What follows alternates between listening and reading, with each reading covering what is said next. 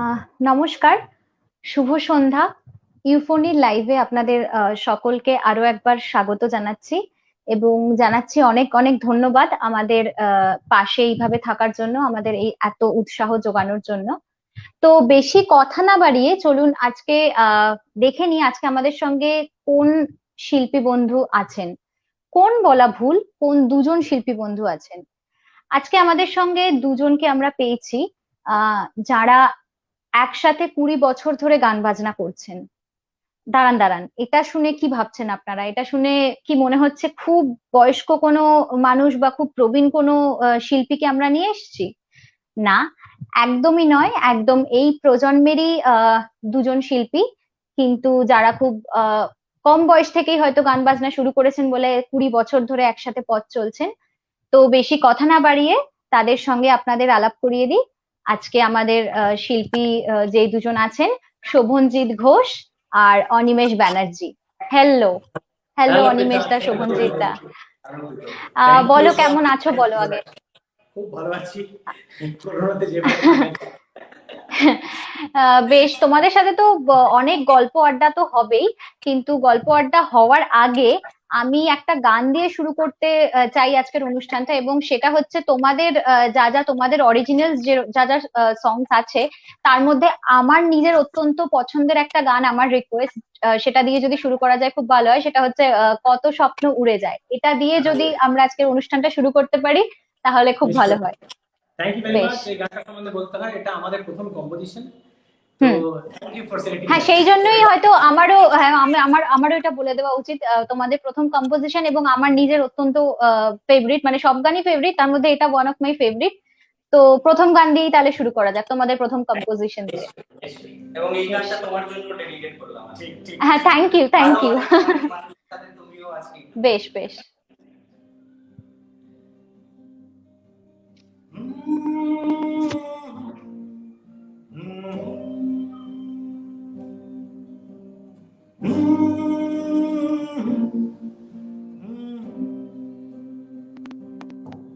কত স্বপ্ন রয়ে যায় তবু স্মৃতিরা হারায় আমার চোখের তারায়, নোনতা জলের ফোঁটা। কত নদী বয়ে যায় তবু সাগরের জল কোথায়, আমার চোখের পাতায় নোনতা জলের ফোঁটা। কত কষ্ট দিলে ভালোবাসা, তবু তোমায় ঘিরে ওঠা বসা আমার। কত কষ্ট দিলে ভালোবাসা আমার, তবু তোমায় ঘিরে ওঠা বসা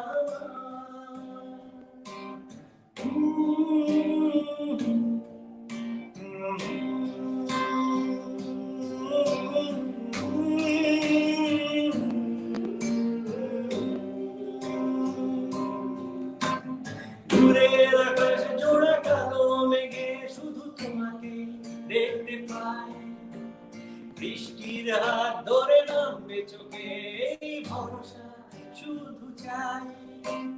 তোমার দু চোখ জোড়া নদী যেন তবু আমার চোখের শ্রাবণ, তোমার বুকের মাঝে ঘনিয়ে আসা আমার মনের প্লাবন। কত কষ্ট দিলে ও ভালোবাসা আমায়, তবু তোমায় ঘিরে ওঠা বসা আমার। কত নদী বয়ে যায় অনন্ত প্রার্থনায়, তৃষিত হৃদয় তবু সীমান্তে পথ হারায়। কত নদী বয়ে যায় তবু সাগরের জল কোথায়, আমার চোখের পাতায় নোনতা জলের ফোঁটা। ও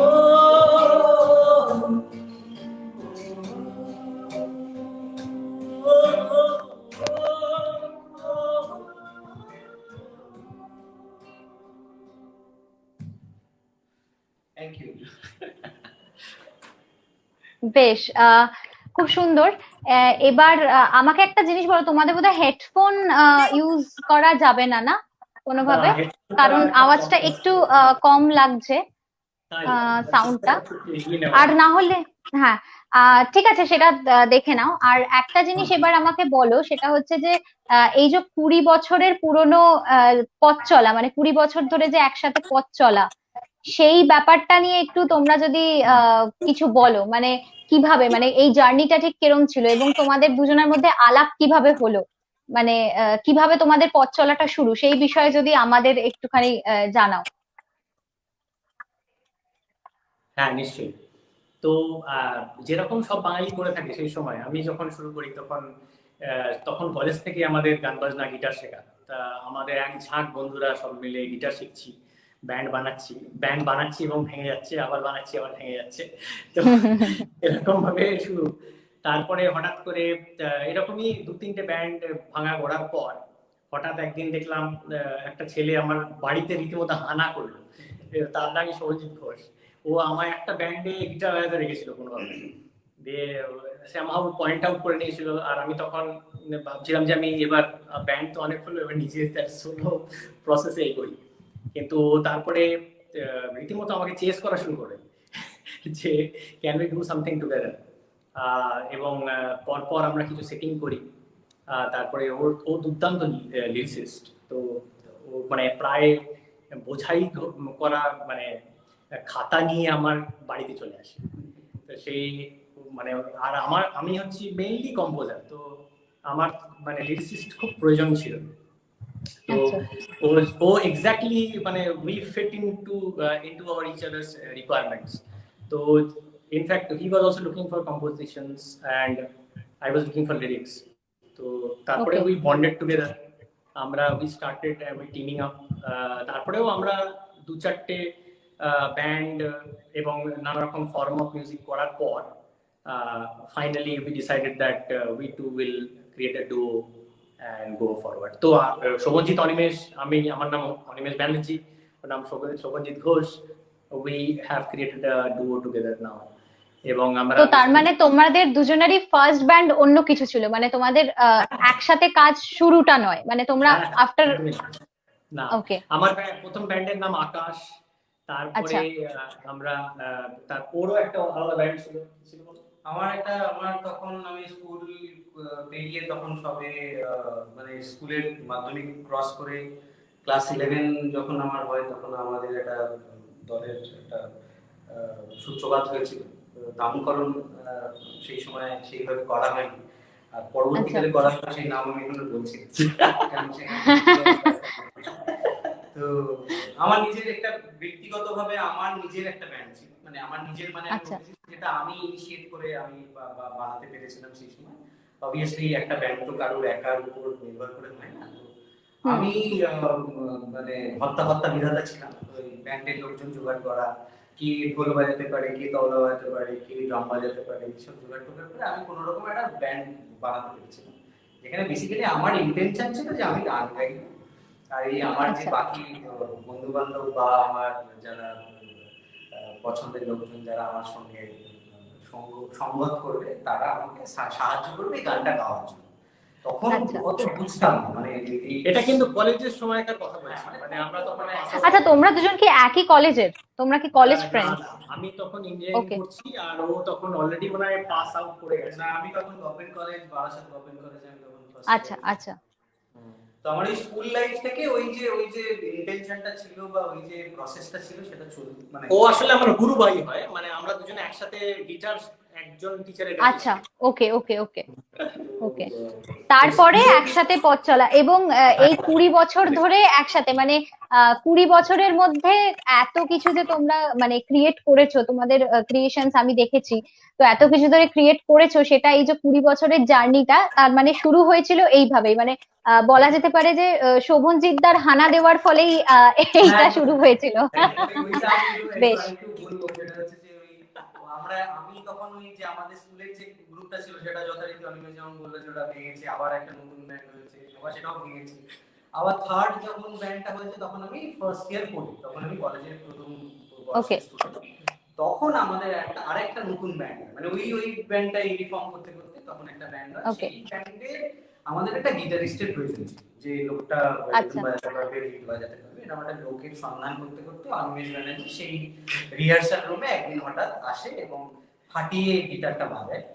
যে মুহূর্তে ওই রিহার্সাল ছেড়ে বেরিয়ে গেল, আমি সঙ্গে সঙ্গে ওর পেছন পেছন ওখানে থাকে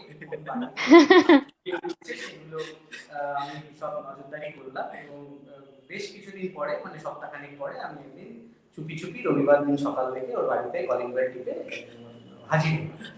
এবং ও তো আমায় দেখে ভূত দেখার মতো, যে আমি তো একদিন গেস্ট গিটারিস্ট হিসেবে গেছিলাম, ভাই আমায় কেন আবার তলব পড়েছে। আমি ভাই অন্য কাজে অনেক ব্যস্ত, চিরকালই ব্যস্ত মানুষ। আর আমার ইন্টেনশন হচ্ছে ব্যস্ত মানুষদের কি করে এক জায়গায় করা যায় এবং সেখান থেকে নতুন কিছু করা যায়। তো সেই ও মিনিট 10 আধ ঘন্টার জন্য সুযোগ দিল ওর বাড়িতে ঢোকার। সেই আড্ডাটা মোটামুটি 4 ঘন্টা 5 ঘন্টা পরে আমরা যখন বেরোলাম, ততক্ষণে আমরা দুজনে গলায় মালা পরিয়ে দিয়েছি। সেই থেকে শুরু। তারপর আমার কিছু কম্পোজিশনস আছে, আমি তখন বললাম আমার কিছু লেখা পড়ে আছে। তো বললো ঠিক আছে চলো তাহলে আমরা একদিন বসি। প্রথমে আপনি ছিল, তারপর তুমি হলো, এখন তুই তুকারি, কি হবে। তো এইভাবে জার্নি শুরু, এবং সেই জার্নি আরো চলছে, এবং আরো বেশ কিছু আমরা আশা করব যে এখন সবে মাত্র 20 বছর হয়েছে, আমরা আশা করি যে আরো 20 বছর একসাথে এই জার্নিটা হোক। 20 বছর কেন, আরো বেশি বছর, হ্যাঁ, এই জার্নিটা হোক। এবং এই কনভারসেশন থেকে একটা বিষয় পরিষ্কার হলো যে সব হানা দেওয়া কিন্তু খারাপ নয়। মানে হানা শব্দটা বেসিক্যালি মানে কোনো একটা খারাপ ইঙ্গিতে, মানে চোর হানা দিয়েছে, ডাকাত হানা দিয়েছে, তো এইভাবেই হয়। কিন্তু এই সব হানা দেওয়া খারাপ না, এই হানাটা ভালোই ছিল। এটা আমরা শুধু সেই 20 বছর আগে নয়, তারপর থেকে প্রত্যেক বছরই কোনো না কোনো কারণে হানা আমরা দিয়েছি। না, আমি সেটাই বলছি। তখন হয়তো ড্রামারের দরকার ছিল, আমরা একটা ভালো ড্রামার পেয়েছি, আমরা তার বাড়িতে হানা করেছি দুজন মিলে। তারপর হয়তো কেউ একটা ভালো সিনথেসাইজার বাজাচ্ছে, তার বাড়িতেও হানা দিয়েছি। এইভাবে আমরা 20 বছর ধরে লড়ে যাচ্ছি। আজও আমরা যাই, যেমন তোমাদের চ্যানেলে হানা দিয়েছি, চলছি এবং চলবে। তো ওইটাই আমার এখানে একটা জিনিস মনে পড়ে গেল, সেটা হচ্ছে সার্ফ এক্সেলের একটা অ্যাড হতো, দাগ আচ্ছা হতা হ্যায়। তো এটা হচ্ছে ওরকম, আমরা দাগের জায়গায় এখানে হানা দিয়ে দিচ্ছি, হানা আচ্ছা হতা হ্যায়। বেশ, এরকম আরো গল্প হবে। তো চলো তোমাদের আর একটা গান কিছু শোনা যাক এবার। অনিমেষ দা, শোভন দা, একটা জিনিস বলছি, যে সেটা হচ্ছে তোমরা বোধহয় হেডফোনটা কানেক্ট করেছো।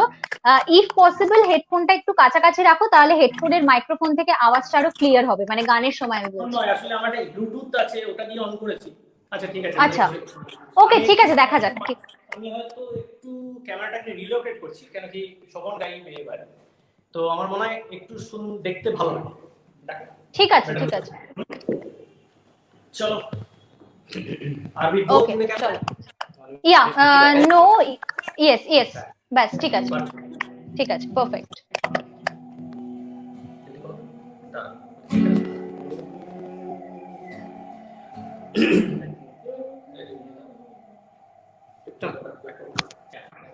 ঠিক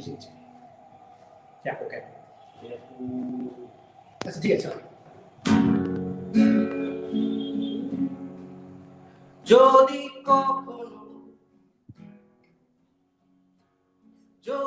কখনো মহাকাশে তারায় তারায় দেখা হয়, যদি তখনো নীরবতা মনের গোপন কথা হয়, যদি কখনো মহাকাশে তারায় তারায় দেখা হয়, যদি তখনো নীরবতা মনের গোপন কথা হয়, নীল যোচনার পাশে ধ্রুবতারা তারাদের আকাশে, নীল যোচনার পাশে ধ্রুবতারা তারাদের আকাশে, আলো আর আধারে বেঁচে থাকে। ও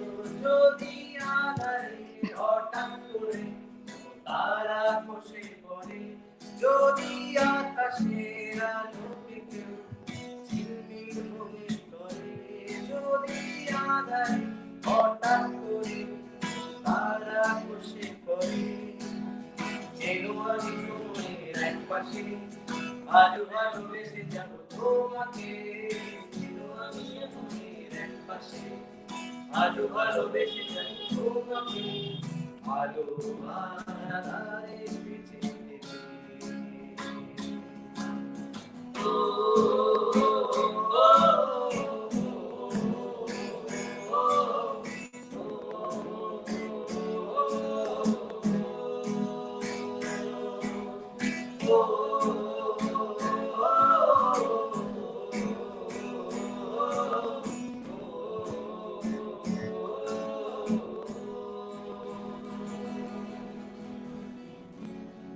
Thank you. আহ যদি কখনো আহ যদি কখনোটা আমি ভেবেছিলাম রিকোয়েস্ট করব, যাই হোক আমার রিকোয়েস্ট করার আগেই তোমরা গেয়ে দিলে। Again thanks. আচ্ছা, একটা কথা জানতে খুব ইচ্ছে করছে যে তোমাদের জার্নিটা তো শুনলাম কিভাবে শুরু হয়েছে। এবার বলো যে এই যে তোমাদের ইউটিউব চ্যানেলে আমি দেখেছি মানে 60+ তোমাদের ক্রিয়েশনস আছে। তো এই যে এই 60+ ক্রিয়েশনস, এটার জার্নিটা যদি বলো যে এই যে কিভাবে সৃষ্টি হওয়া, কিভাবে সেগুলোকে পাবলিশ করা, এই জার্নিটার ব্যাপারে একটু যদি আমাদের দর্শক বন্ধুদের বলো। ঠিক ঠিক। দেখো বেসিক্যালি আমরা তো যখন শুরু করেছিলাম তখন সেটা একটা ওই তখন বাংলা ব্যান্ডের একটা ঝড় ছিল। তো সেই বাংলা ব্যান্ডের ঝড়ে বা শোতে আমরাও আরো 10 জনের মতো আমরাও আরেকজন পার্টিসিপেন্টস। তো সেইটা করতে করতে কোথাও আমরা যখন 2001, 2, 3, 4, 2005-এ আমরা আমাদের প্রথম অ্যালবাম লঞ্চ করি। তো কসমিক হারমোনি 2005-এ যখন আমরা অ্যালবাম করি তখন আমাদের ওই সময় কি হয়, বাংলা ব্যান্ডের বিভিন্ন কলেজ শোজ, কলেজ ফেস্ট, বিভিন্ন তুমি ওয়েস্ট বেঙ্গলের বাইরে বিভিন্ন শহরে বাংলা ব্যান্ডের একটা বেশ ভালো ক্রেজ ছিল। দেশের বাইরে বিদেশেও তখন বেশ বাংলা ব্যান্ডের একটা প্রচলন ছিল যেখানে তারা শো করতে যেত। তো আমরাও তখন সেই সেই ট্রেন্ডে আমরাও তখন পার্টিসিপেট করছি। 2005-এর পর থেকে আমরা কোথাও দেখলাম যে যখন 2010 অনওয়ার্ডস যখন বাংলা গানের বাংলা ব্যান্ডের জার্নিটা যখন চলছে তখন দেখলাম যে বাংলা ব্যান্ডের ওই ওই যে কি বলবো যে ইম্পর্টেন্সিটা, যে ক্রেজটা, সেটা একটু একটু করে কমতে শুরু করে। এবং তখন বাংলা সিনেমার একটা মিউজিক তখন খুব প্রচন্ড পরিমাণে মাথা চাড়া দিয়ে দাঁড়ায় এবং দুর্দান্ত দুর্দান্ত সব কম্পোজিশন বাংলা সিনেমায় তখন আসতে শুরু করে। এবং তখন কোথাও কোনোভাবে আমরা আমাদের মনে হলো যে বাংলা ব্যান্ড বা এই যে গ্রুপের থ্রুতে গান বাজনা করার থেকে যদি মিউজিক ডিরেক্টর হিসেবে আমরা নিজেদেরকে প্রমোট করতে পারি বা আমরা যদি কম্পোজিশনস বা লিরিক্স বা অ্যারেঞ্জমেন্টের দিকে আমরা মাথা লাগাই, তাহলে হয়তো আমরা আরো কিছু গ্রেটার বা বিগার অডিয়েন্সের কাছে আমরা পৌঁছতে পারবো। অবভিয়াসলি কম্পোজিশনস, লেখা, এগুলো যেহেতু সবটাই আমরা দুজন মিলেই করতাম, তো আমাদের কারোর কাছে জবাবদিহি করার ব্যাপার ছিল। তো যতক্ষণ আমরা ব্যান্ডে ছিলাম বা ব্যান্ড নিয়ে আমরা এগোচ্ছিলাম ততক্ষণ তো আমরা ব্যান্ডের জন্য প্রচন্ড পরিমাণে ডেডিকেটেড ছিলাম। তারপর আস্তে আস্তে দেখি যে ব্যান্ডের মেম্বাররাও তারা তাদের নিজেদের প্রয়োজনে বা নিজেদের স্বার্থে তারা তাদের যে যার নিজের মতো ডিসিশন নেওয়া শুরু করলো এবং শেষমেশ শেষ পাতে আমি আর অনেক বেশি পড়ে রইলাম। তো তাতে একটা সুবিধে হলো যে যে গানগুলো রয়ে গেল এবং যে গানগুলো আমরা অনবরত করে যাচ্ছিলাম সে গানগুলোর নতুন করে মানুষের কাছে পৌঁছানোর দায় আর কেউ নিতে চাইছিল না বা কেউ নিচ্ছিল, সেটাও গিয়ে ঘাড়ে পড়লো আমাদের দুজনের। তো সেইখান থেকে আমরা ডিসাইড করলাম যে আমরা তাহলে কোনো সিনেমার কম্পোজিশন করি, আমরা কোনো অন্য মানুষ যারা গান গাইতে চাইছেন তাদের অ্যারেঞ্জমেন্ট করি, এবং এইভাবে চলছিল এবং চলতে থাকছে। এরকম করতে করতে আমরা যখন ইউটিউব বলে একটা বস্তুর নাম আমরা 2014-15 নাগাদ আমরা যখন দেখলাম বেশ রমরম করে এগোচ্ছে, 2015-16 সালে তখন মোটামুটি সারা পৃথিবী জুড়ে, তার আগে থেকেই ইনফ্যাক্ট সারা পৃথিবী জুড়ে হই হই করে ইউটিউব চলছে, কিন্তু ভারতবর্ষ বা বিশেষ করে কলকাতা পশ্চিমবঙ্গে তখনও অতটা পপুলার হয়নি। মানে 2014-15 যারা ইউটিউব নিয়ে করেছে আজকে তো তারা হয়তো মিলিয়ন্স ভিউতে আছে বা হয়তো 1 লাখ সাবস্ক্রিপশনে বসে আছে। তো আমরা অনেক দেরি করে শুরু করেছি। আমরা যখন দেখলাম যে না, নিজেদের গান পয়সার বিনিময়ে কাউকে দেওয়ার থেকে কোথাও আমাদের মনে হয়েছিল যে নিজেদের গান নিজেদের কাছেই থাকুক, এবং সন্তান যেমন প্রত্যেক বাবা মার কাছে খুব প্রিয় এবং পছন্দের হয়, আমরাও আমাদের কোলেই রেখেছি। তো ইউটিউব আসার পর আমরা কোথাও আমাদের মনে হলো যে এটা তো একটা বেশ দারুণ জায়গা যেখানে তোমার নিজের কথা তুমি বলতে পারবে, নিজের কাজ তুমি দেখাতে পারবে, নিজের পরিচয় তুমি কোটি কোটি মানুষের কাছে জানাতে পারবে। সেই জায়গা থেকে একটা ইউটিউব চ্যানেলের আমাদের প্ল্যানিং সেই সময় শুরু হলো। সেই চ্যানেলে আমরা মোটামুটি 2017-18 এরকম একটা সময় থেকে আমরা একটার পর একটা প্রত্যেক সপ্তাহে একটা করে গান তুলতে এবং আমাদের একটা চাগার ছিল যে এই সপ্তাহে গান তুলে দিয়েছি, পরের সপ্তাহে গান, তাহলে কি হবে, তাহলে চলো রেকর্ড করো, ইমিডিয়েটলি একটা গান রেকর্ড করো। এবার অনিমেষ বললো গান তো যা আছে লিরিক্স গুলো আবার রিরাইট করতে হবে, তাহলে চলো রাত জেগে জেগে বসে লিরিক্স গুলো আবার লেখাও। সুরটা তো একটু ইম্যাচিওর হয়ে আছে, এটা তো 20 বছর আগের সুর, মানে 2000 সালের সুর দেওয়া, 2015-17 গিয়ে এই সুরটা একটু ইম্যাচিওর লাগছে, এটাকে একটু আবার রিফাইন করতে হবে। তো আবার রাত জেগে জেগে সেই সুরটাকে আবার মডিফাই করা হলো। তো প্রত্যেক সপ্তাহে আমরা তখন ডেডিকেটেডলি টার্গেট করলাম যে আমাদের প্রতি সপ্তাহে আমরা একটা করে গান আমরা আমাদের ইউটিউব চ্যানেলে তুলব। তো এরকম করতে করতে করতে করতে 2 বছর, 2.5 বছর, 3 বছর যাওয়ার পরে আজকের দিনে দাঁড়িয়ে আমরা দেখছি যে আমাদের ইউটিউব চ্যানেলে আমাদের গানের সংখ্যা হয়ে গেছে 60।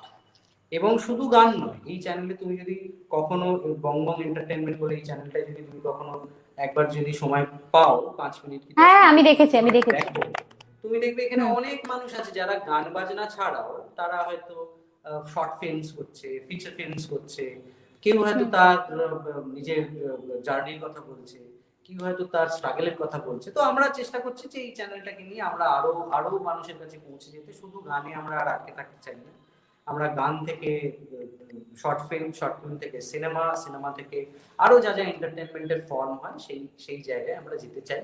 এবং আমরা যেভাবে 20 বছর ধরে লড়াই করে আজকে থ্যাঙ্কস টু ইউটিউব এবং তোমাদের মতো চ্যানেল এবং অবভিয়াসলি তোমরা যে এই যে আমাদেরকে কিছু লোকের কাছে পৌঁছে দিচ্ছ, এটা তো সত্যি কথা যে আজকে ডিজিটাল প্ল্যাটফর্মের জন্যই এটা হওয়া সম্ভব হয়েছে।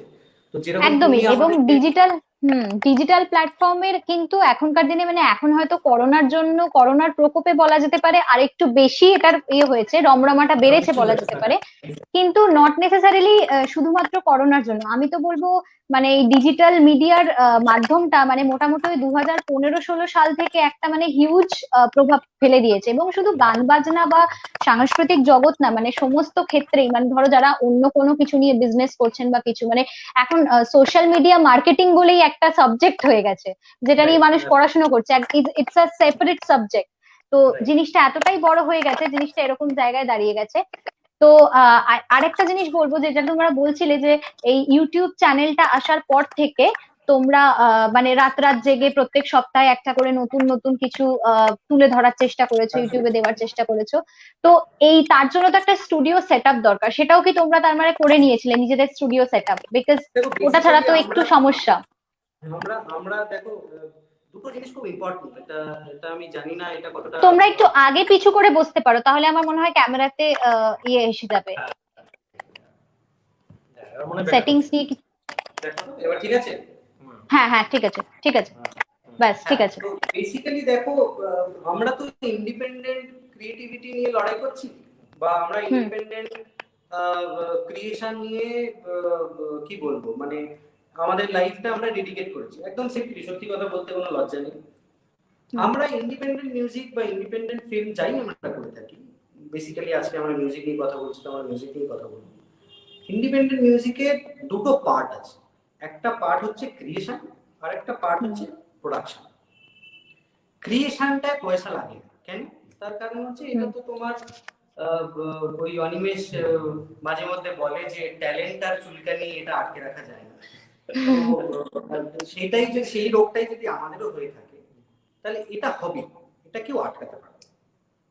এবার প্রোডাকশন রিজন বলি, আমরা এই 20 বছরে প্রায় 350 গান অলরেডি লিখে শুরু করে আমাদের ডাইজেস্ট হয়ে রয়েছে এখন, মানে আমরা জাস্ট 60টা শোনাতে পেরেছি এখন লোকজনকে, এরকম আরো 350 রয়েছে। এবং আমরা এক্সপেক্ট করছি বছরের শেষে ডিসেম্বর 31 এর মধ্যে আমরা এক্সপেক্ট করছি যে আমরা 100তম গানে পৌঁছবো। এবং আমরা প্রত্যেক বছর টার্গেট করেছি 100টা করে গান, আমরা নতুন গান আমরা আমাদের চ্যানেলে আমরা আপলোড করব। এবং যদি আমরা 10 বছর বেঁচে থাকি তাহলে 1000 গানের একটা টার্গেট আমরা আমাদের লাইফ টাইমে নিয়ে রেখেছি। 1000 গান যদি করে যেতে পারি, একটা গানও যদি পৃথার মতো মানুষ পছন্দ করে তাহলে মরেও শান্তি। আর ঋষিও বলে যে 1000-এ একটা হওয়া উচিত। ঠিক। না না সেটা হয়ে যাবে, সেটা নিয়ে কোনো সমস্যা নেই। কিন্তু হ্যাঁ, ওই আমি যেটা জিজ্ঞেস করছিলাম মানে ওই প্রোডাকশনের ব্যাপারটা যেটা বলছিলে যে ওই স্টুডিও সেট আপ বা কিছু, সেইগুলো কিভাবে তোমরা করলে, Correct. মানে সেটা সম্ভব হলো কিভাবে? দেখো, যেটা আমি বলছিলাম যে একটা তো ক্রিয়েশন পার্ট আর একটা প্রোডাকশন পার্ট। ক্রিয়েশন পার্টটা আমি তোমায় হুম বললাম যে সেটা অটোমেটিক, সেটা আমরা আমরা নিজেরা নিজেদের যতটুকু ক্ষমতা, সীমিত ক্ষমতার মধ্যে আমরা যতটুকু করতে পেরেছি আমরা করেছি। হুম প্রোডাকশনটা একটা প্রচন্ড চ্যালেঞ্জ ছিল। চ্যালেঞ্জ কিরকম, যে একটা একটা গানের প্রোডাকশন করতে মিনিমাম তোমাকে একটা স্টুডিও রেকর্ড করতে, স্টুডিও বুকিং করতে হুম হবে, সেখানে তোমাকে রেকর্ডিং হুম করতে হবে, সেখানে একটা অ্যারেঞ্জমেন্টের ব্যাপার আছে, সেখানে একটা মিক্সিং এর ব্যাপার আছে, মাস্টারিং এর ব্যাপার আছে। তো আমরা প্রথম দিকে সেগুলো করার খুব চেষ্টা করেছি, খুব মন দিয়ে। বড়রা যেরকম ভাবে করেন আমরাও সেরকম ভাবে করার চেষ্টা করেছি। তাতে দেখলাম মোটামুটি যা আমাদের মানে, আমরা তো চাকরি বাকরি করি, তো হুম মাইনের অর্ধেক টাকাটা আমরা ওখানেই দিয়ে দিচ্ছি, আর মাইনের বাকি যে অর্ধেক টাকা আছে সেটা সংসারে দিয়ে দিচ্ছি। তো নিজেদের সকালবেলা গাড়ি ভাড়ার জন্য হয়তো অনিমেষকে বলতে হচ্ছে এই শাটেলের টাকাটা দিয়ে দে, বা অনিমেষ হয়তো কখনো বলছে যে আজকে ট্যাক্সি ভাড়াটা কিন্তু তুই দিবি, কারণ পয়সা নেই, আমরা তো সবটাই হুম মিউজিকের পিছনে ফেলে ফেলেছি। তো সেটা যখন আমরা প্রথম দিকে করে খুব চ্যালেঞ্জ ফেস করছিলাম, তখন আমরা ডিসাইড করলাম যে দেখো, অনেস্টলি যদি আমরা মানুষকে বলি যে দেখো এটা আমাদের ক্রিয়েশন, এটার একটা ফর্ম আমরা দিতে পেরেছি। আমরা হোম হুম স্টুডিওতে রেকর্ডিং করেছি এবং খুব কম পয়সায়, খুব কম খরচায় আমরা একটা গানের ফর্ম দিতে পেরেছি। এখান থেকে যদি আচ্ছা কোনো বিজনেস অ্যাসপেক্ট তৈরি হয়, এই গান থেকে যদি কোনো কমার্শিয়াল ভ্যালু তৈরি হয়, যদি কোনো মানুষ এই গানটাকে আরো বেশি পয়সা খরচা করে ব্যবহার করতে চান, আমাদের কোনো আপত্তি নেই। তো সেই জায়গা থেকে আমরা ইনিশিয়াল লেভেলে আমরা একদম কমার্শিয়াল বা ট্র্যাডিশনাল ওয়েতে আমরা চেষ্টা করেছিলাম। এখন আমরা উই ডোন্ট কেয়ার, আমরা হুম এখন প্রচন্ড ডিসপারেটলি যেটুকু পকেট আমাদের পারমিট করে সেইটুকু টাকা দিয়ে যেটা হয়, গানটাকে অবভিয়াসলি তার কি বলবো মানে তার রেসপেক্টটাকে বজায় রেখে হুম যতটুকু না করলে নয় সেটা করে আমরা গানের প্রোডাকশনটা এখন করি। আগে যদি আমাদের একটা গানের পেছনে সে ফর এক্সাম্পল 10 টাকা খরচা হতো, এখন আমরা প্রায় সেটাকে জিরো বাজেটে নামিয়ে এনেছি। এবং তোমার আচ্ছা চ্যানেলের থ্রুতে আমি সমস্ত মানুষকে এটাই বলবো যে ভাই বা বোন, তোমরা যদি তোমাদের ক্রিয়েটিভিটি দেখাতে চাও, পয়সা দিয়ে তোমার ক্রিয়েটিভিটি বা ট্যালেন্টটাকে জাজ করো না, অনেস্টি দিয়ে জাজ করো। তোমরা যেটুকু পারো সেটুকু তুলে দাও। যদি তোমার ক্রিয়েটিভিটিতে দম থাকে, মানুষ তোমায় খুঁজে নেবে। তার কারণ মহিনের ঘোড়াগুলি তুমি যদি প্রোডাকশন ভ্যালু দেখো, আজ থেকে ধরো কত বছর আগে তারা গান বানিয়ে গেছে, সেই হুম গান তুমি হুম যদি শোনো, সেটা কিন্তু আজকের দিনের মুম্বাইয়ের বা বলিউডের কোনো গানের প্রোডাকশন কোয়ালিটির সাথে কোনোভাবে তুলনা হয় না। না কিন্তু না ডেফিনেটলি না, কারণ অত মুম্বাইয়ের বছর আগে ওই টেকনোলজিটাই ছিল না হয়তো। ছিল না, ছিল হুম না। এবং আজকে হয়তো সেই টেকনোলজি আছে, আমাদের কাছে পয়সা নেই, কিন্তু হুম সেই গান আজও মানুষ গুনগুন করে গাইছে, সেই গানও আজও আমাদেরকে ইন্সপায়ার করছে। সেই হুম গানের জন্যই আজকে হয়তো বাংলা ব্যান্ডের জন্ম হয়েছে, এবং সেই এক্স্যাক্টলি। গানগুলোর জন্যই হয়তো আমাদের মতো মানুষ, তুমি আমি, আমরা হয়তো আজকে কথা বলছি। কারণ বাংলা গান বা বাংলা মিউজিক সবটাই ডিপেন্ড করে আছে এই মানুষগুলোর জন্য, যাদের হয়তো সেই সময় কোনো কারণে প্রোডাকশন ভ্যালু ছিল না, টেকনোলজি হুম ছিল না, হুম চ্যালেঞ্জেস অনেক ছিল, কিন্তু আটকাতে পারে। তো আমাদের সেইটাই এখন ফিলোসফি যে সন্তানের যদি জন্ম দিয়ে থাকো, তার বেসিক থাকা খাওয়া পড়ার যদি তুমি দায়িত্ব নিতে, রেসপন্সিবিলিটিটা নিতেই হবে। এটা যদি তুমি যদি নিতে পারো, সে ডাক্তার হবে, ইঞ্জিনিয়ার হবে না। আমি আর তোমার চ্যানেলে আর অন্য কোনো অ্যাডজেক্টিভ হুম ইউজ করতে চাই না। সেইটা হবে, সেটা কারোর হাতে নেই, সেটা তার এক্স্যাক্টলি, কর্মই তাকে প্রমাণ করবে। এটাই একদম আমার। খুব ভালো বললে। তো আড্ডা একদম জমে উঠেছে, তো আড্ডার ফাঁকে এবার একটা ছোট করে গান হয়ে যাক, তারপরে আবার একদম আমরা গান আড্ডাতে হবে। ফিরি। আমি এই জন্যই এতগুলো কথা বললাম, বোরিং দিয়েই আমরা ফিরবো। হ্যাঁ এই জন্যই এতগুলো কথা বললাম, কারণ যাদের গান শুনে এবং যাদের গানের ইন্সপিরেশনে আজকে আমরা এবং বাংলা ব্যান্ড আজকে মানুষের কাছে পৌঁছেছে, সেই মহিনের ঘোড়াগুলিরই একটা গান আমরা করে বাহ, তাদেরকে তাহলে ডেডিকেট তো করতে খুবই চাই। ভালো। এবং বেশ। আশা করি সেই গান তোমারও ভালো লাগবে। হ্যাঁ। শহরের উষ্ণতম দিনে বীজ গলা রোদ্দুরে বৃষ্টি নিঃশ্বাস তোমায় দিলাম। শহরের উষ্ণতম শূন্যতম দিনে নিজ গলার রোদ্দুরে বৃষ্টি বৃষ্টি তোমায় দিলাম আর কি বা দিতে পারি পুরনো মিছিলে পুরনো ড্রামের সারি ফুটপাত ঘেঁষা বেলুন গাড়ি ছোটবেলা যত লাল আর সাদা ওরাই আবার কত মতো এই শহরে রডোডেন্ড্রন তোমায় দিলাম আর কি বা দিতে পারি পুরনো মিছিলে পুরনো ড্রামের বাতাসা বেলুন গাড়ি ছোটবেলা যত লাল আর সাদা ওরাই আমার কত মতো এই শহরে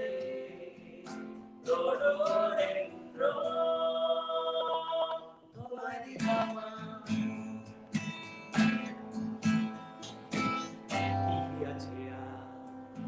গভীর রাতের নিয়ন আলোয় আলোকিত যত রেস্তোরাঁ সবচেয়ে উঁচু ফ্ল্যাট বাড়িটা সবচেয়ে উঁচু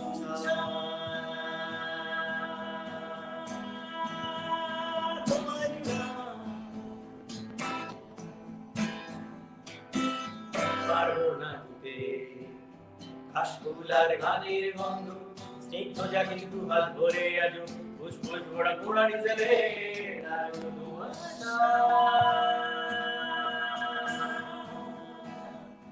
তোমায় দিলাম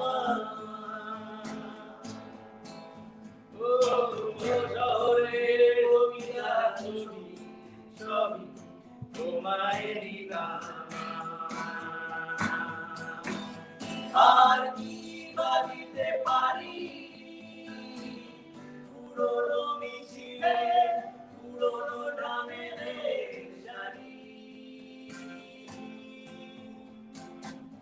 ফুটপাত ঘেঁষা বেলুন গাড়ি ছোটবেলা যত লাল আর সাদা ওরাই আমার কত মতো এক শহরে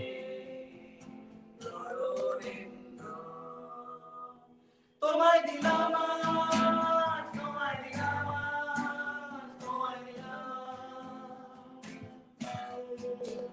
তোমায় দিলাম তোমায় দিলাম তোমায় দিলাম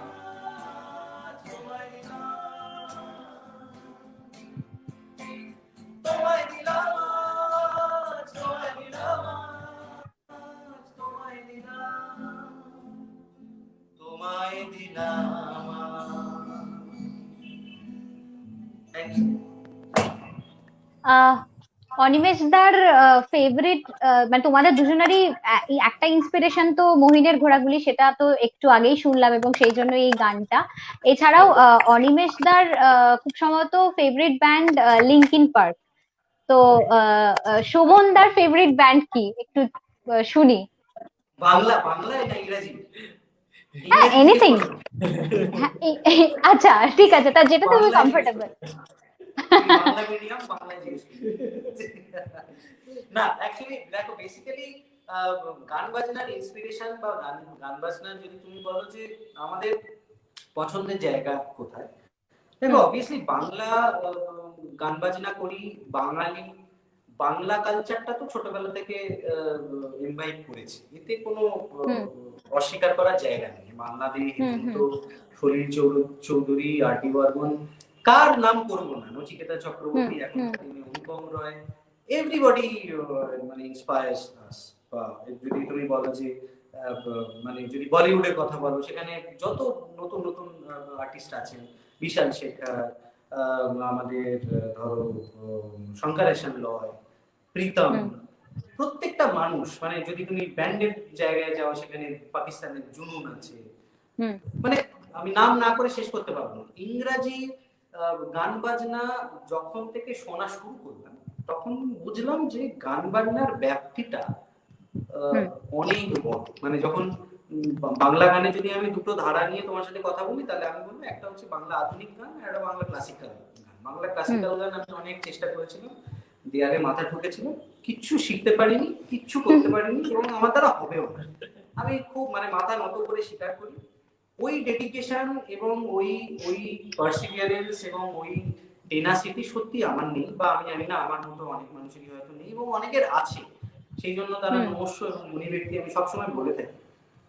ওই যে ডেডিকেশন সেটা আমার সেই সময় ছিল না, এবং আরেকটা কারণ ছিল, সেটা হচ্ছে যে ওনারা যেভাবে একটা একটা ইমন বা একটা ভৈরবী তারা 15 বছর ধরে প্র্যাকটিস করছেন এবং সেই গানটাই তারা স্টেজে পারফর্ম করছেন, আর আমি 15 বছরে 1000 গানের কথা বলছি, আমার নিজের গান যেটা নিজে লিখবো নিজে শুনবো। তো there is a philosophical difference। তো বাংলা ক্লাসিক্যাল গান আমি শুনেছি, বাংলা ক্লাসিক্যাল মিউজিক আমাকে টেনেছে, কিন্তু আমি খুব একটা সেখানে কিছু কন্ট্রিবিউট করতে পারিনি, ভবিষ্যতে আমি জানি না পারবো কিনা।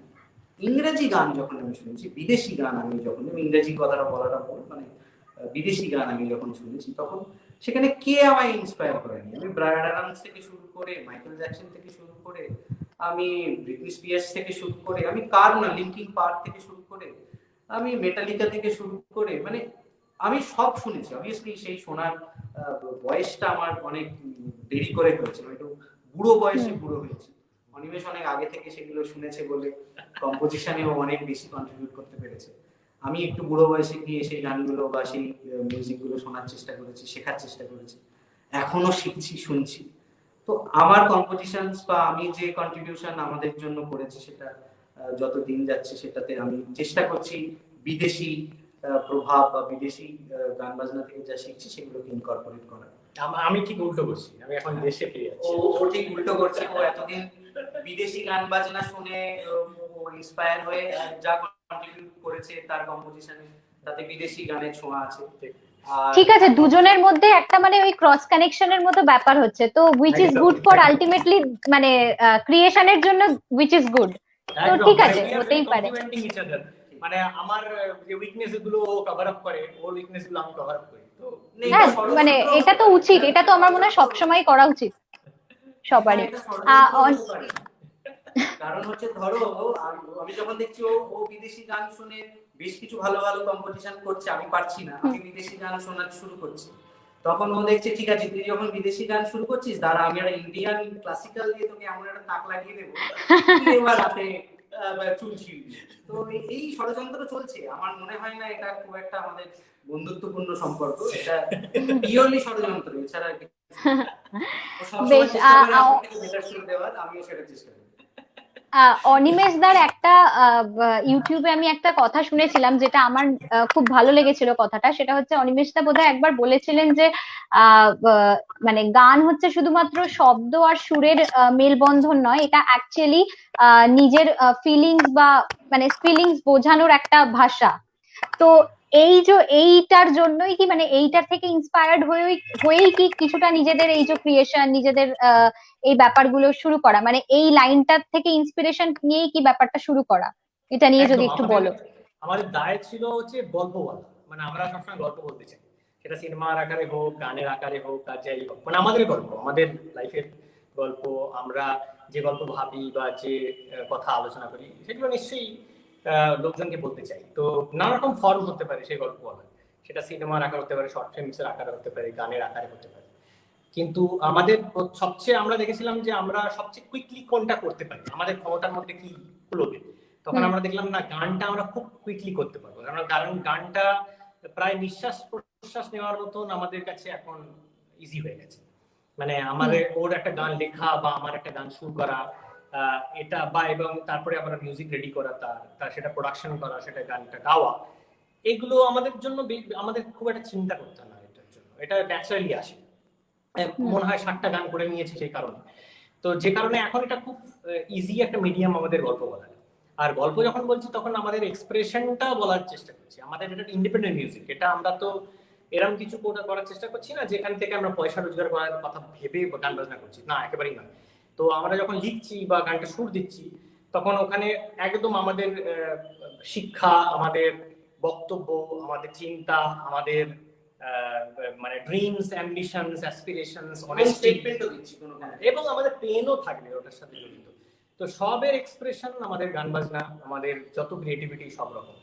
কিন্তু গান বাজনা পার্টিকুলারলি আমাদের হয়তো বললাম ক্লোজেস্ট টু আওয়ার হার্ট, যে ক্রিয়েটিভিটি।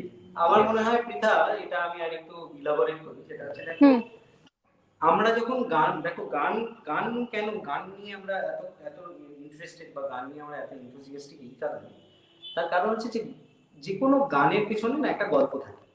এই যে গল্প বলার যে টেন্ডেন্সি বা আমরা গল্প বলতে চাই, এটা কিন্তু তুমি শুধু গানের সুরটা বা কথাটা শুনে বা গানটা মানে গায়কিটা শুনে ওইটুকুতে সীমাবদ্ধ থাকলে হবে না। তুমি দেখবে আজকে সলিল চৌধুরীর কোনো একটা গান বা আর ডি বর্মনের কোনো গান বা কিশোর কুমারের কোনো একটা গান আজকের দিনে দাঁড়িয়ে কোনটা তোমাকে বেশি অ্যাট্রাক্ট করে? ওই গানটা, কারণ ওই গানটা তো তুমি 2000 বার শুনেছো। কোনটা অ্যাট্রাক্ট করে না? এই গানটা গাওয়ার সময় ভদ্রলোক হয়তো ব্রেকফাস্ট না করে গিয়েছে, এই গানটা গাওয়ার সময় হয়তো উনি রাত্রি 2টোর সময় বলেছেন আমি এটা রেকর্ড করবো, বা এই গানটা গাওয়ার আগে হয়তো এই ভদ্রলোকের এইরকম একটা সিচুয়েশন ওনার ফ্যামিলিতে হয়েছে বা ওনার সাথে হয়েছে। তো প্রত্যেকটা গানের পিছনে একটা স্টোরি থাকে। আমাদের যে গল্প বলার যে আগ্রহ যেটা, সেটা যে শুধু গানের কথায় লিপিবদ্ধ করা আছে তা নয়, এই গানটার তৈরির পিছনেও আমাদের একটা স্টেটমেন্ট আছে। তুমি যদি আমাদের এই যে যে গানগুলো আমরা এখনো পর্যন্ত গাইলাম, ধরো কত স্বপ্ন রয়ে যায়, বা ধরো যদি কখনো, তুমি বলে তোমার ফেভারিট দুটো গান, যদি কখনো বা কত স্বপ্ন রয়ে যায়, যদি কোনোদিন আরেকদিন আমাদের আড্ডা হয়, সেই দিন আমরা এই গল্পের, এই গানের পিছনে যে গল্পটা, এই গানের পিছনে এই গানটা কিভাবে তৈরি হয়েছিল তার যে গল্পটা, সেটা যখন তুমি শুনবে, আমি পৃথা তোমাকে গ্যারেন্টি দিতে পারি যে এই গানটা তুমি যদি এখন 10 বার শোনো, তুমি সেটা একবার হলেও বেশি শুনবে। তার কারণ সেই গল্পটা এত ইন্টারেস্টিং, মানে ওই মানুষ রিলেট করতে পারে বোধহয়, একদম বলতে রিলেট চাইছো। করতে পারে। এক্স্যাক্টলি, এটাই ইম্পর্টেন্ট। ইন্ডিপেন্ডেন্ট কাজ করার পেছনে হচ্ছে উদ্দেশ্য এইটাই। কারণ একটা কমার্শিয়াল কাজ তুমি যখন করবে, তুমি একটা কাজ করবে, তার বিনিময়ে পয়সা পাবে, পয়সা নেবে, বাড়ি চলে যাবে, ভুলে যাবে। 10 বছর তুমি বলো না আজকে 2013-তে কোনো একটা পার্টিকুলার সিনেমার গান বা কোনো একটা পার্টিকুলার কমার্শিয়াল গানের বলি যদি আমি তোমাকে এখন গাইতে বলি, তুমি প্রথম লাইনটা গাইতে পারবে, পরের লাইনটা তুমি মনে করতে পারবে, ভুলে যাবে। কিন্তু একটা ইন্ডিপেন্ডেন্ট গান, আজকে মহিনের ঘোড়াগুলি, ক্যাকটাস, ফসিলস, পরশ পাথর, ভূমি, এই যে চন্দ্রবিন্দু, এই যে যারা আমাদের লেজেন্ডস বাংলা ব্যান্ডস আছেন, বা যেসব শিল্পীরা আছেন, নচিকেতা চক্রবর্তী, সুমন, অঞ্জন দত্ত, শিলাজি, তুমি প্রথমে একটা লাইন ধরিয়ে দিলে বরং তুমি বাকি লাইনগুলো গেয়ে দিতে পারো, তাই না? তার মানে হচ্ছে এটাই যে ওই গানটা শুধুমাত্র লিরিক্স নয়, ওই গানটা শুধুমাত্র গায়কই নয়, গানের পিছনে যে গল্পটা আছে, ওই গানটা যতবার গাওয়া হয়েছে তার পিছনে হয়তো তারা সেই গল্পগুলো বলে ওই গানটাকে এতটা মেমোরেবল করে দিয়েছে, ওই গানটা চিরকাল তোমার কাছে মনে থাকবে। ইন্ডিপেন্ডেন্ট ক্রিয়েটিভিটি, এটাই হচ্ছে মজা, এটাই হচ্ছে পাওয়া। তো এবার এই প্রসঙ্গে আমি দাঁড়িয়ে একটা জিনিস, না আমি এই প্রসঙ্গে জানিয়ে খুব ভালোই বলেছো, এই প্রসঙ্গে দাঁড়িয়ে আমি একটা জিনিস জিজ্ঞেস করবো, সেটা হচ্ছে যে তোমরা দুজনেই মানে তোমাদের শুধুমাত্র গানটা প্রফেশন না, তোমরা অন্যান্য প্রফেশনে আছো দুজনেই। তো সেইখানে অন্যান্য প্রফেশনে থেকে তারপরে এই ইন্ডিপেন্ডেন্ট গানগুলোর জন্য সময় দেওয়া, মানে ধরো গান যারা শিখছেন, যারা করছেন, ধরো কোনো একজন ক্লাসিক্যাল শিখছে বা কোনো একজন রবীন্দ্রসঙ্গীত শিখছে, তো তাদের কি হচ্ছে, তাদের খালি শিখছেন এবং সেটাকে প্র্যাকটিস করছেন, তাদের ওই একটা কিছু মানে রচনা করতে হবে, কিছু একটা লিরিক্স লিখতে হবে বা কিছু কম্পোজ করতে হবে, ওই ব্যাপারটা তাদের মধ্যে থাকে না। আমি তাদের কাউকে ছোট করছি না, কিন্তু আমি জাস্ট বলছি। কিন্তু তোমাদের যেহেতু জিনিসটা পুরো কমপ্লিটলি ডিফারেন্ট, মানে তোমাদের জিনিসটাকে কম্পোজ নিজেরা করছো, নিজেরাই সেটাকে অ্যারেঞ্জ করছো, নিজেরাই সেটাকে লিরিক্স নিজেরাই করছো, তো সেখানে দাঁড়িয়ে দুটোকে কি করে তোমরা ব্যালেন্স করো, মানে অন্য প্রফেশনে থেকেও এটার পেছনে টাইম দেওয়া, এই জিনিসটা? এটা আমি একটা গল্প তোমায় বলি। আমি যখন প্রথম গিটার শিখতে যাই, আমি আসলে গিটার শিখতে যাই, আমি আমার গিটার মাস্টারমশাইয়ের কাছে গিয়ে বলেছিলাম আমি মিউজিক শিখতে এসেছি আপনার কাছে। তো উনি আমার দিকে তাকিয়ে বেশ চিন্তিত হয়ে বললেন, মিউজিক শিখতে এসেছেন মানেটা কি? আমি অ্যারেঞ্জ করতে চাই, আমার গান, আমার প্রচুর মাথায় কম্পোজিশন আসে, কিন্তু ওগুলো কি করে আমি বানাবো আমি জানি না। তো how do I do that? আমার তো একটা গ্রামার জানতে হবে, যে কেন কর্ডস পড়বে, এটার পিছনে কি ইনস্ট্রুমেন্ট পড়বে, কি প্রোগ্রেশন চলবে, সেগুলো আমি জানতে চাই। আমি পুরো এন্ড টু এন্ড মিউজিকটা শিখতে চাই, মিউজিক থিওরি জানতে চাই। যে এটা তো হয় না, তোমার একটা অ্যাটলিস্ট একটা ইনস্ট্রুমেন্ট তুমি শেখো, সেটা দেখলে তুমি বুঝতে পারবে যে কি করে মিউজিক ইনস্ট্রুমেন্ট বা অ্যারেঞ্জমেন্ট কি করে হয়। এটা বেসিক একটা আইডিয়া একটা করার জন্য একটা ইনস্ট্রুমেন্ট তোমার শেখা দরকার। এখন কি তাহলে শেখা দরকার? তখন বললো যে সুর তাল দুটোই যদি তুমি জানতে চাও, তাহলে তোমার গিটারটা is a good instrument to go for. That was the reason I went forward and learn guitar. এবার তারপর হচ্ছে আমার প্রথম থেকেই টার্গেট ছিল যে আমি আমার গান বাজনাটাকে মানে এক্সপ্রেস করবো, কেন কি আমি যখন সুর করা শুরু করি তখন আমি মিউজিকের মও জানি না, যদি বাংলা ভাষায় আমার বলা হয়। কেন কি আমি ছাদে যেতাম, আমি কিছুক্ষণ গুনগুন করতাম, আমার মাথায় একটা সুর চলে আসতো। তো আমার তখন মনে হতো না এই সুরটা তাহলে কি করে এক্সপ্রেস করা যায়, তাহলে মিউজিক তো আমি কিছুই জানি না, তাহলে আমার মিউজিক শিখতে হবে। তো এখান থেকে আমার ভাবনা। তো আমি প্রতিদিন যখন একটা নতুন কর্ড শিখেছি মাস্টারের কাছ থেকে, আমি বাড়িতে গিয়ে ওই কর্ডটা প্র্যাকটিসের সাথে সাথে ওই কর্ডটা ইউজ করে কি গান করা যায় আমি সেটাও তৈরি করার চেষ্টা করেছি। তো আমার কাছে মিউজিক জার্নিটাই তাই, মানে every learning was A implementation of my learning for expression of my creativity.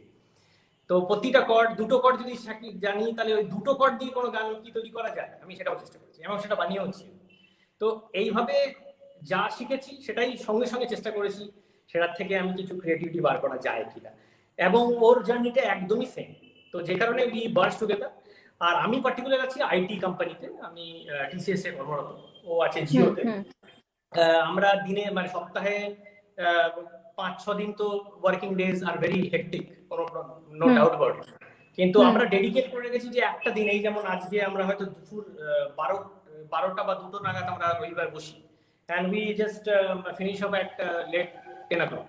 তো প্রত্যেক রবিবার আমরা ডেডিকেট করি, আজ আইদার শুট করি, নাইলে কোনো আমরা গান রেকর্ডিং করি, নাহলে আমরা গান নিয়ে চর্চা করি, নাহলে কোনো শর্ট ফিল্মস নিয়ে আলোচনা করি। বাট উই ডু, মানে আমরা একটা ডেডিকেটেড টাইম আমাদের জীবন থেকে বার করে রেখেছি particularly to express ourself through hour creativity. এটা আরো সহজ করে বলি, ও খুব কঠিন করে বলবো। সহজ হচ্ছে এটাই যে প্রত্যেকটা মানুষের জীবনে, তোমার লাইফ সেশনে এটা বলা ঠিক হবে কিনা আমি জানি না, তাও আমি বলছি, কারণ বলতে হবেই। কারণ প্রচুর মানুষকে অনেক কথা বলার প্রয়োজন।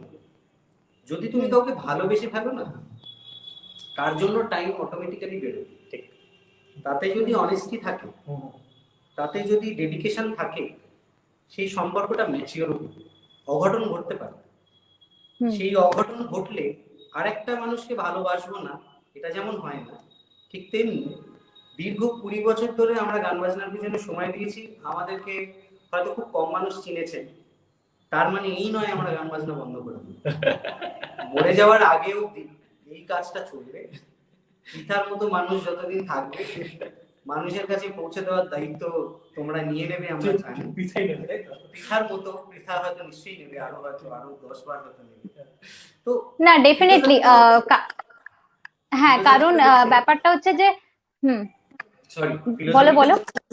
হ্যাঁ, ফিলোসফিটা হচ্ছে যে সময় না বেরিয়ে যায়, তোমার ইচ্ছা থাকতে হবে।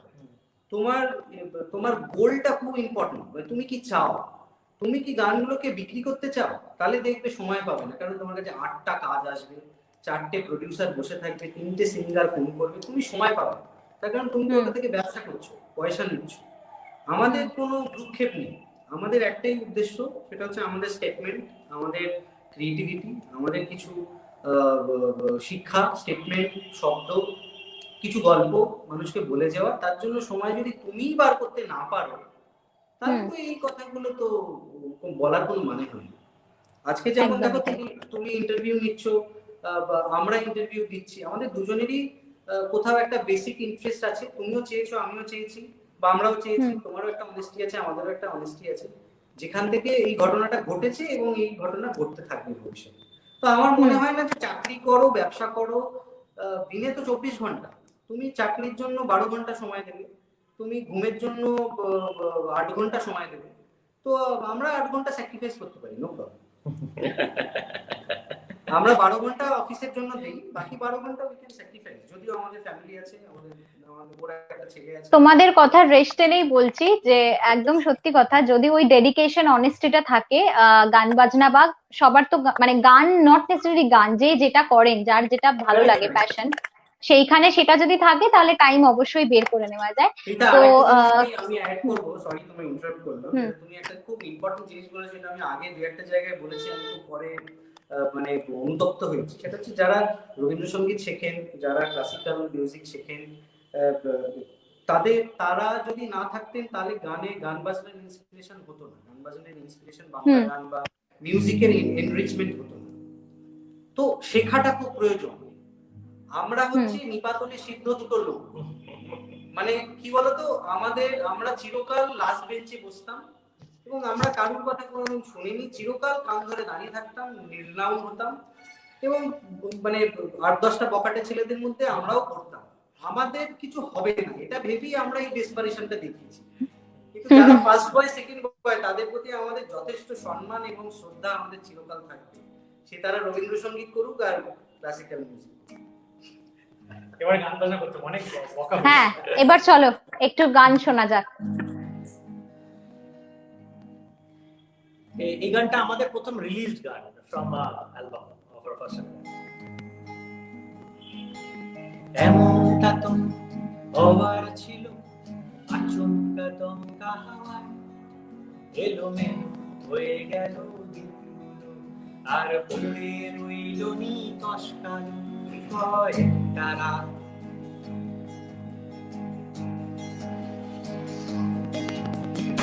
এমনটা তো হওয়ার ছিল, আচমকা দমকা হাওয়ায় এলোমেলো হয়ে গেল দিনগুলো, আর পড়ে রইল নিকশ কালো কয়েকটা রাত।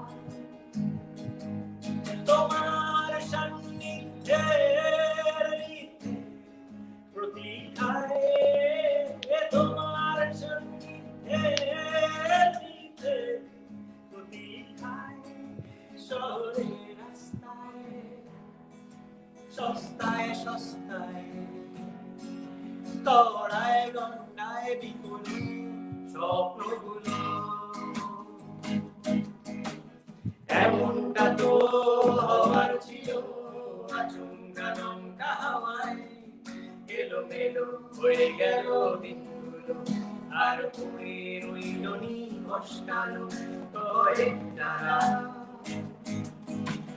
তোমার সান্নিধ্যের মিথ্যে প্রতীক্ষায়, তোমার সান্নিধ্যের মিথ্যে প্রতীক্ষায়, শহরে রাস্তায় সস্তায় সস্তায়, কড়ায় গন্ডায় বিকল স্বপ্নগুলো। আমার বুক ভরা গান, চন্দ্রের গন্ধের দিদার গন্ধের, ভালো আর মন্দের যেন শুনশান ভরে রাখান।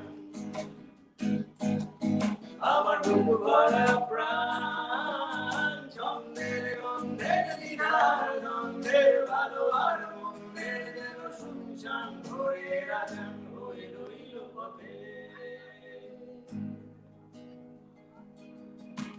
কৃষ্ণার জল যেন মন্ত্রওয়ালা চায়ের গ্লাস, চুমুকে চুমুক ও মুক্ত মুক্ত তোমারই মুখ ভেসে ওঠে আজ। কৃষ্ণার জল যেন মন্ত্রওয়ালা চায়ের গ্লাস, চুমুকে চুমুক ও মুক্ত মুক্ত তোমারই মুখ ভেসে ওঠে আজ। কেন আর পাঁচটা জনের মতো হতে চায় না মন, কেন আর পাঁচটা জনের মতো হতে চায় না মন, শরীরের কাঁটা তার ছেড়ে যেতে হবে পার সেদিন আমার। মহানিষ্ক্রম মহানিষ্ক্রম মহানিষ্ক্রম মহানিষ্ক্রম মহানিষ্ক্রম মহানিষ্ক্রম।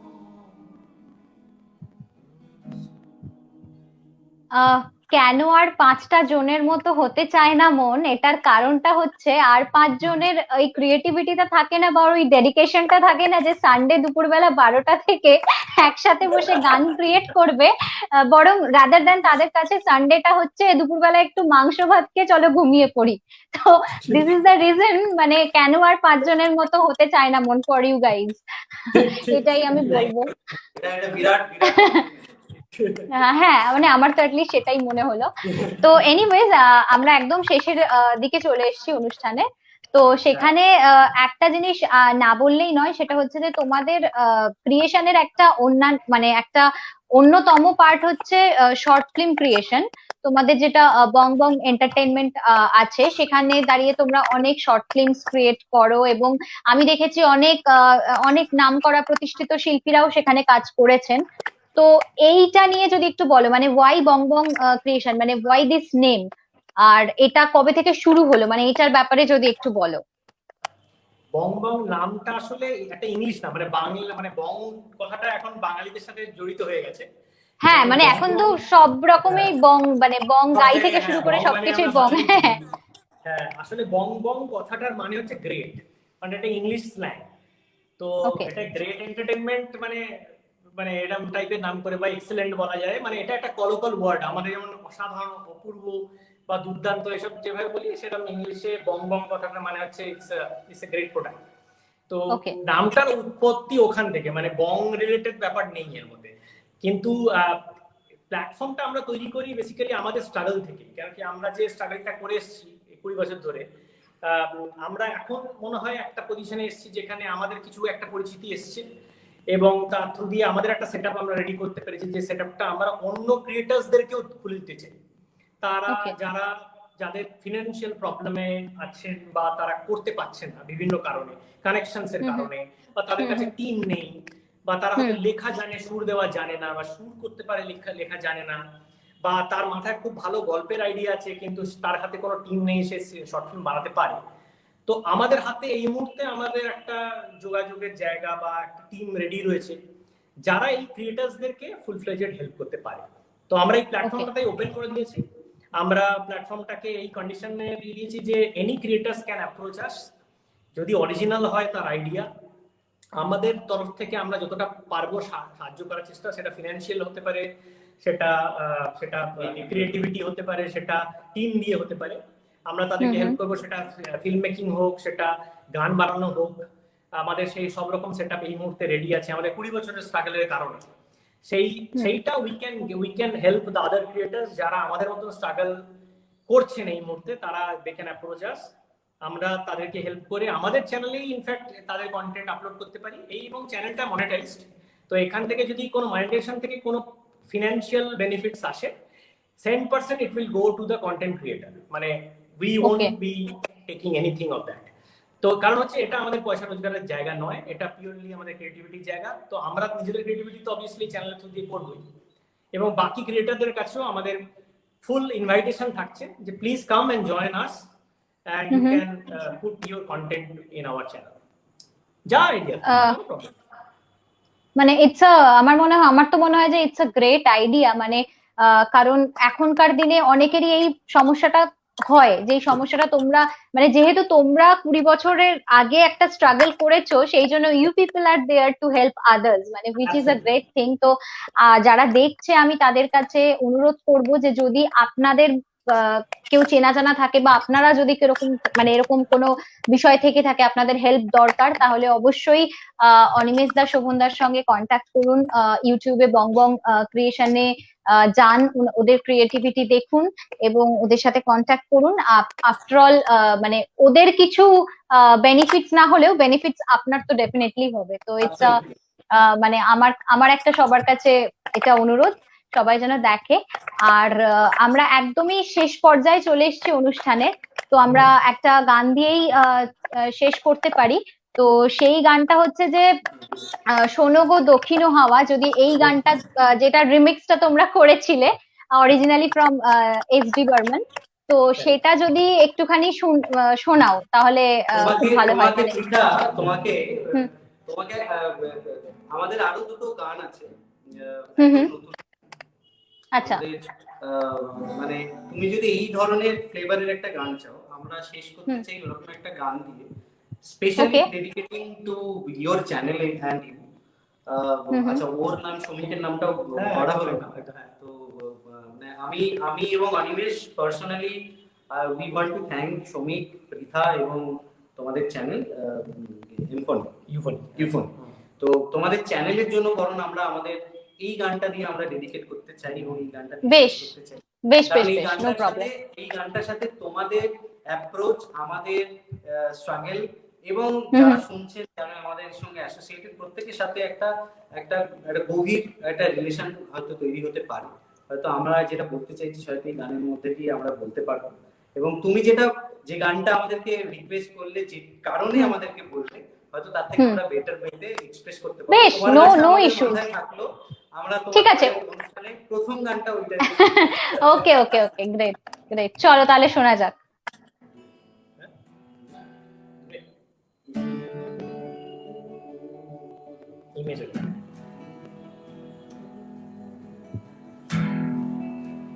দূরে এক মুঠো আমি ছুঁয়ে দিয়ে দেখো তোমার আকাশে,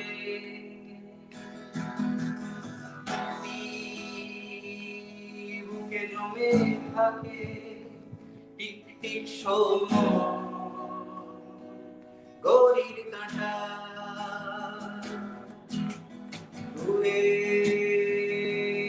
এক মুঠো আমি ছুঁয়ে দিয়ে দেখো তোমার আকাশে, স্মৃতি বুকে জমে থাকে টিক টিক সময়, ঘড়ির কাঁটা। আমি আছি ছিলাম থাকবো কোনো রঙের পাশে, দিনবারাতে কোনো ছদ্মবেশে।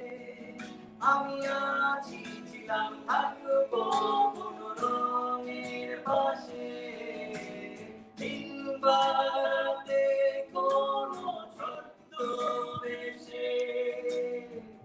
বৃষ্টি যুক্তি খোঁজে নিয়তি নির্দান, হিসেব মুক্ত করো মিলবে পরিচয় সুরে। এক ফোঁটা অসুখ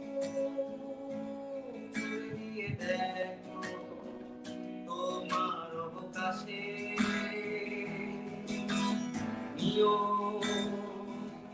শুধু বেড়ে চলে ঠিক ঠিক সময়, ঘড়ির কাঁটা।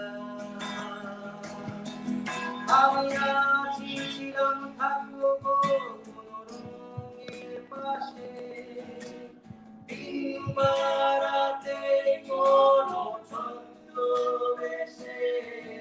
আমি আছি ছিলাম থাকবো কোনো রঙের পাশে, দিনবারাতে কোনো ছদ্মবেশে। বৃষ্টি যুক্তি খোঁজে নিয়তি নির্দান, হিসেব মুক্ত করো মিলবে পরিচয় দূরে। এক মুঠো আমি ছুঁয়ে দিয়ে দেখো তোমার আকাশে। Thank you so much.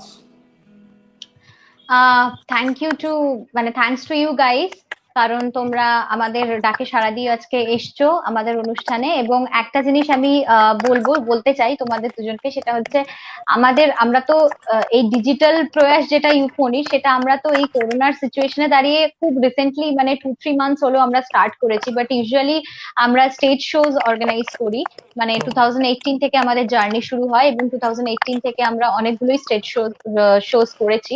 তো বেসিক্যালি তখন আমরা ছিলাম শুধুমাত্র ক্লাসিক্যাল মিউজিকের উপরই আমরা কাজ করেছিলাম, ক্লাসিক্যাল আর্টিস্টদের নিয়ে।